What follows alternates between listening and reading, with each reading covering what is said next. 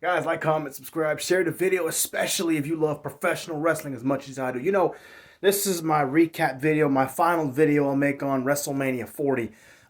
It was a great pay-per-view. Here's the thing, I talk more about professional, mixed martial arts, college football, NFL, boxing, and all these other things. I hardly talk about pro wrestling unless it's this time of year.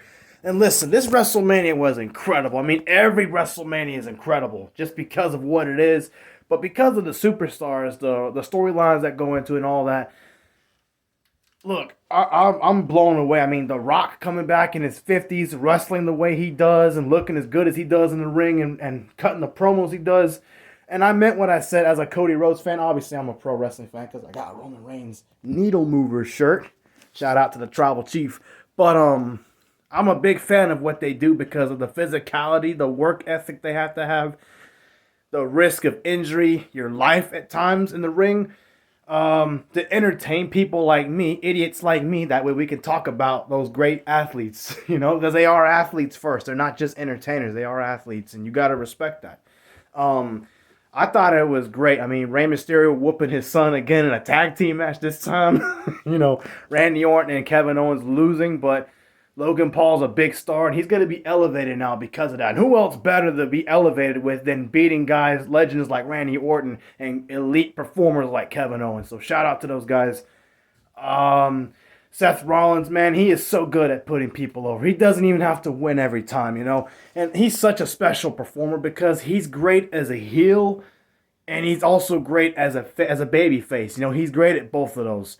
So the fact that he could do both great, I think that's amazing because there's wrestlers that can do both really good too, heel or a baby face, but then there's those same wrestlers that are better at both, not both, but at being just a baby face or as a heel. He can do both very well. I mean, he gets over so well, and not just himself, but he puts over everybody else he wrestles with. So Seth Rollins, I know he didn't get the wins like he wanted, but it's still a big deal that he could put somebody else over. So that's amazing, Drew McIntyre, you asked for it, man. You should have done what you did to CM Punk. And because I'm in education, I'm not going to talk about or describe what he did to CM Punk. You can look it up yourself, and he got what he deserved. But he did win the World Heavyweight Championship, and I was happy that he did.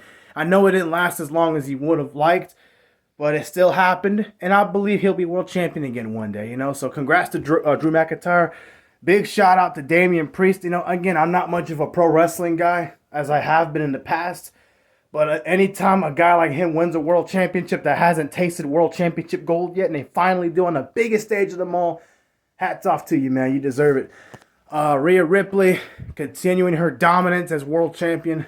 There's so many other matches I can talk about, but I didn't really follow them as much. LA Knight won, like I said. Yeah. Yeet, pulled it off. Again, Rock and Roman Reigns winning the tag team match with Seth and Cody. Rock being dirty to do it, but that's what makes him a great heel. I mean, that's amazing.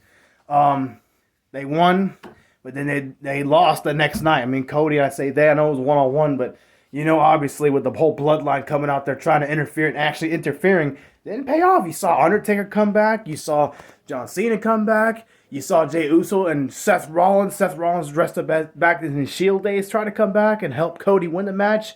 Cody wins. He finishes his story. As far as what's next for Cody, I feel like MJF is next. I mean, look, MJF hasn't been on TV. He hasn't mentioned AEW.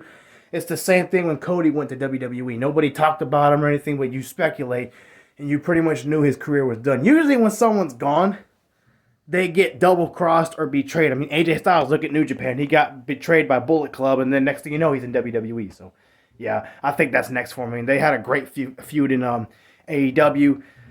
They're great friends in real life, probably, so that's going to sell. Yeah, so WrestleMania 40 was great, man. Pretty much it.